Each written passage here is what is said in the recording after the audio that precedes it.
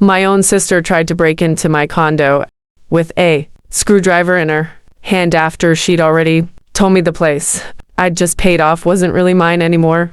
2 months ago, I woke up to the most beautiful piece of mail I'd ever seen. A plain white envelope from the bank saying my mortgage was zero, paid in full. I sat on the floor of my little Austin condo, legs shaking, rereading it until the words blurred. I didn't scream or cry. I just whispered, "It's mine, finally mine." Then I taped it to the fridge with a tiny turquoise magnet shaped like a longhorn and stared at it like it might vanish if I blinked. That condo wasn't fancy. 1 bedroom plus a den I'd turned into my office, creaky hardwood floors, a kitchen so small I could stir pasta while touching both counters. It's in a quiet part of South Austin, near South Congress, but far enough that rent wasn't insane when I bought it 6 years ago. I'd skipped every girl's trip, every new phone upgrade, every lazy Sunday brunch.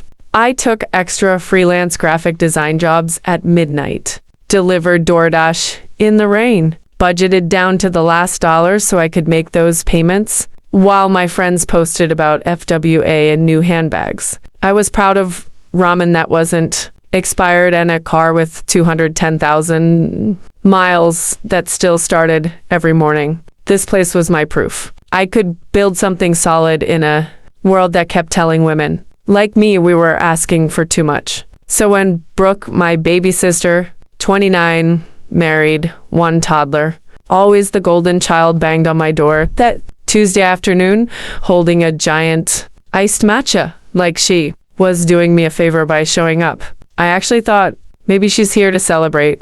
She didn't hug me, didn't even say congratulations. She breezed past, kicked off her sandals without asking, and started walking the space like a realtor. Peeked into the den, opened the bathroom cabinet, even tugged at the closet door. "Wow," she said, hands on hips. "This place feels bigger than I remembered." I crossed my arms. "Thanks." She turned, eyes bright and certain. "Mom and Dad think it makes sense for this to be a family place now?" I laughed. Just once, sharp and surprised. "Excuse me." She repeated it slower, like I was hard of hearing. "You don't need 2 bedrooms all to yourself, Isabella. You're alone.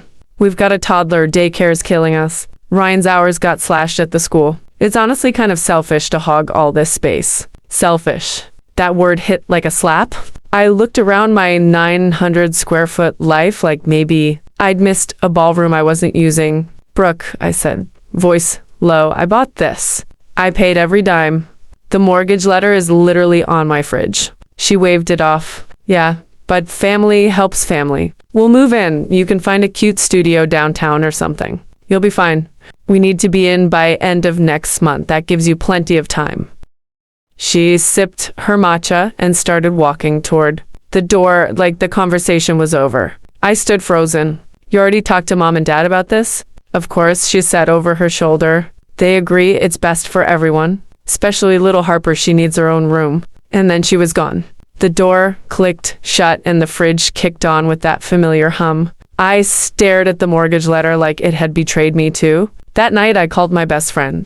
Lena, she's the one who's always got wine and zero tolerance for nonsense. I told her everything, word for word. She was quiet for a long beat, then said, "Girl, that's not help. That's theft with extra steps." I laughed, but it hurt. Because deep down I'd spent 34 years being told this was normal. Brooke was the surprise baby, the one who got the praise, the new clothes, the college fund my parents swore they didn't have when I needed textbooks. I mowed lawns at 16 while she did dance recitals. They co-signed her car loan. Mine was repossessed after I lost my retail job in the pandemic. When I finally landed steady freelance work and clawed my way to this condo. Brooke visited once, wrinkled her nose, and said, "It's cozy. Good for you, though." Now suddenly my cozy was spacious enough to steal. The calls started the next morning. Mom first, voice all sugar and guilt. "Honey, Brooks, struggling. Think of Harper." Dad next, deeper tone. "Family pulls together. You've got more than you need."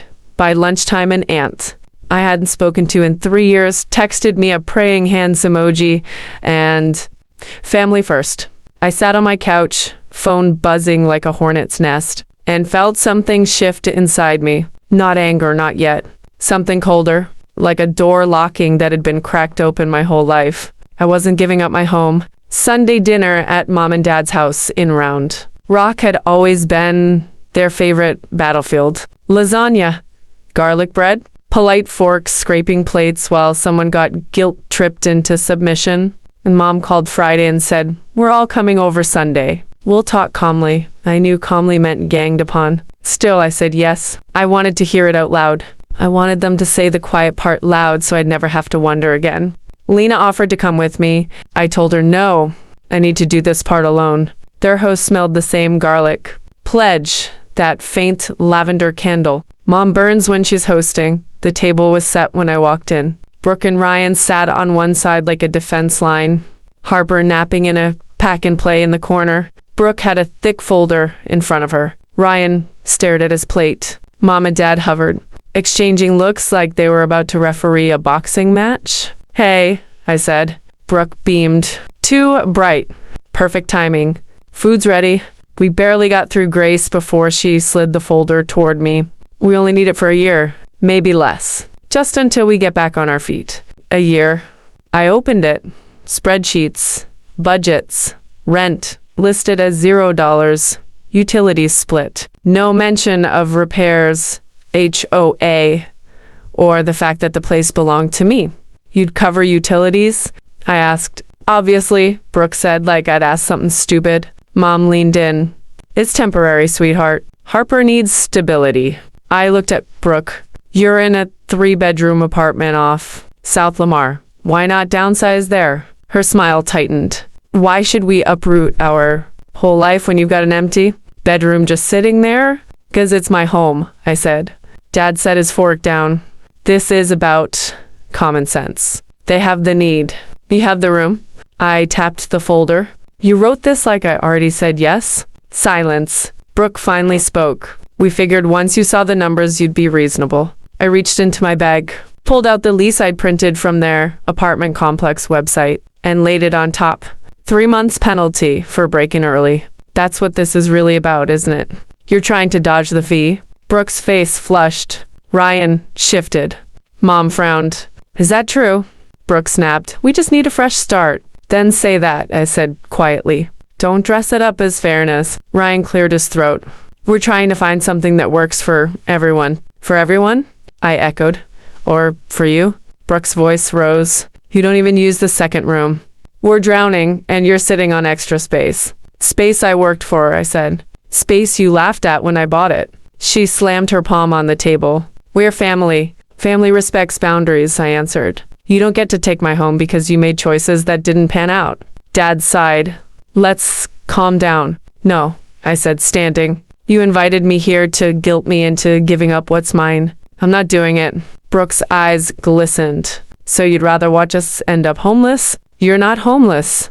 You have a lease. You have choices. Just not mine." I grabbed my jacket. "Thanks for dinner. Good luck." No one followed me out. The text started before I hit the highway. "Brooke, we can still fix this." Mom, "Family comes first." Dad, disappointed. I didn't reply. A week later, I noticed faint scratches around my door. Lock, small, fresh.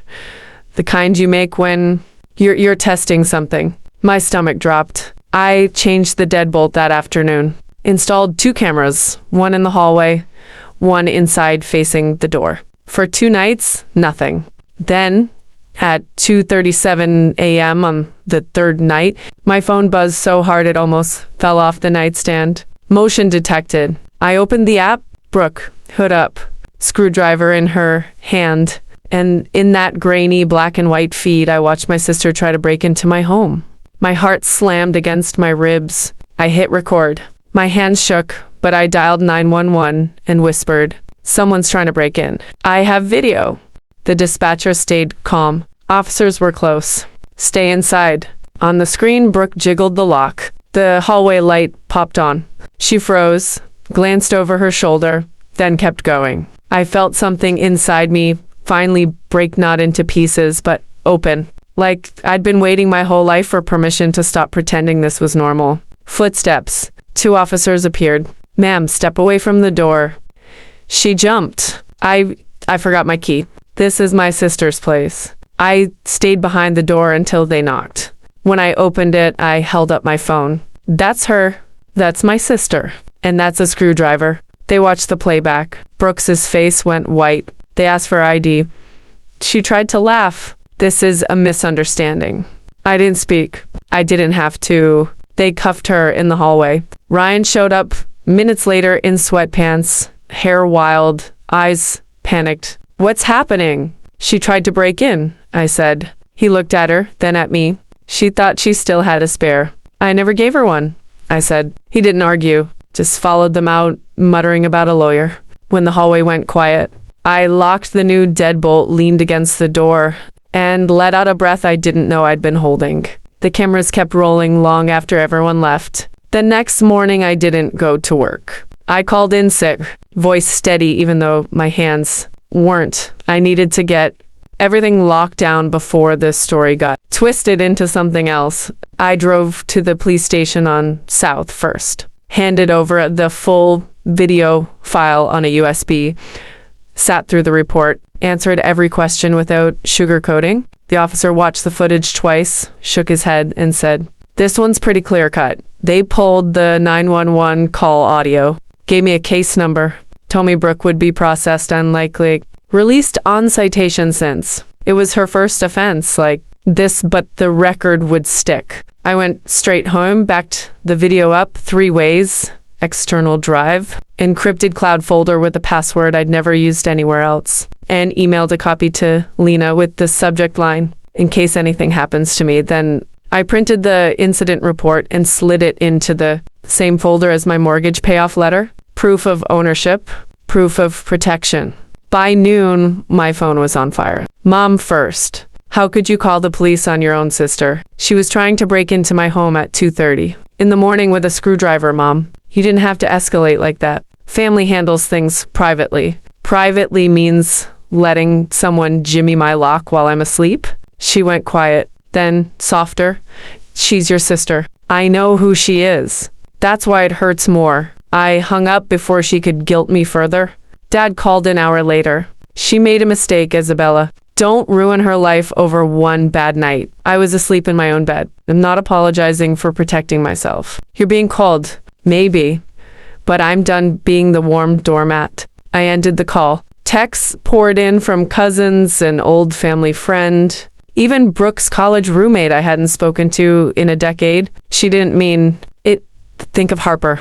Drop the charges. She has a baby. I didn't respond to any of them. 2 days later, while the adrenaline was still buzzing, I did what I should have done years ago. I looked up public records. Nothing fancy. Just a quick search on the county clerk site and a few court databases. There it was. 5 years earlier, Brooke had a misdemeanor fraud charge. Something about falsifying documents for a small personal loan she never repaid. Deferred sentence, probation completed, fine paid. It wasn't headline news, but it wasn't nothing. And now with this break-in attempt on top, the judge wasn't feeling generous. She pled guilty to attempted burglary. Took 3 months in county jail, short, but enough to leave a permanent mark on her record. Ryan texted me while she was inside. A long one. Isabella, I know you hate me right now. Stress got bad. Bills piling up. Daycare eating our paycheck. Harper's doctor visits. Brooke was scared we'd lose everything. She wasn't thinking straight. She just wanted to keep a roof over our kid's head. I'm sorry. We're both sorry. I read it twice. Saved it. Didn't reply. Their life unraveled fast after that. The apartment complex hit them with the full 3-month penalty. They moved to a short-term rental, twice as expensive. Ryan carried everything on his teacher's salary, while Brooke couldn't find steady work with the new charge. 3 months later, Mom told me they'd moved in with her and Dad in Round Rock. That's between you and them, I said. She didn't like that answer. A month after Brooke got out, Dad showed up at my door unannounced with a stack of mail that had gone to their house by mistake. He looked smaller somehow, gray at the temples, shoulders rounded. Your sister's having a rough time, he said quietly, handing me the envelopes. She made her choices, Dad. She says you hate her. I don't hate her. I'm just done carrying everyone while they call me selfish for having boundaries. He didn't argue, just nodded once, slow, like the words finally landed somewhere. Then he left. Life started feeling normal. Not the old normal where I was always waiting for the next ask. A quieter one. I went back to my routine. Morning freelance work at my little desk. Evening yoga classes at the studio on South Congress. Nothing fancy. Just stretching out the stress I'd carried for years. I finally fixed the sticky window that rattled every time a truck drove by. Painted the hallway a soft sage green instead of patching the old scuffs. Bought 3 tiny succulents for the windowsill, and miracle, they didn't die. I replaced the sagging couch with one that actually supported my back. Mounted real shelves in the den instead of stacking boxes. Upgraded my desk chair so my neck didn't scream after 8 hours of staring at a screen. Little things, but they felt huge. Through the family grapevine, I heard Brooke got a part-time gig at a daycare near their new rental. Ryan picked up extra tutoring sessions. They found an older 2-bedroom farther east, cheaper, theirs. I didn't reach out. Not out of spite, out of peace. About a year later, Brooke asked to meet. Mom mediated. Neutral ground, she said. Just to clear the air, I agreed on one condition. My home stays off the table. No debates, no surprises. She promised. We met at their house in Round Rock on a Saturday afternoon. Brooke was already at the kitchen table when I walked in, arms crossed, chin up, like she was ready for a fight, but pretending she wasn't. Ryan sat beside her, eyes on the table. Mom hovered near the coffee pot. Dad was in the living room, pretending to read the paper. I took the chair across from them. All right, I said. You wanted to talk. Brooke didn't waste time. You didn't have to call the cops. You tried to break into my home at 2:30 a.m., I said evenly. That wasn't a sister chat. That was a crime. I was desperate, she snapped. You wouldn't listen. You left us no choice. There's always a choice. You just didn't like the one where you respected my... No. She rolled her eyes. Do you know how hard it is with a toddler and bills? We needed help. You wanted a free house. Be honest. Ryan flinched. Brooke glared. We deserved help. You don't have kids. You don't get what it's like to watch space sit empty while you're drowning. Space I earned, I said. Space you mocked when I bought it. That was different. No, it wasn't. She leaned forward. You ruined my record. You ruined my life. I didn't raise my voice. You picked up the screwdriver. You came to my door. You made that choice. Silence settled heavy. Ryan spoke quietly. She just means it didn't have to go this far.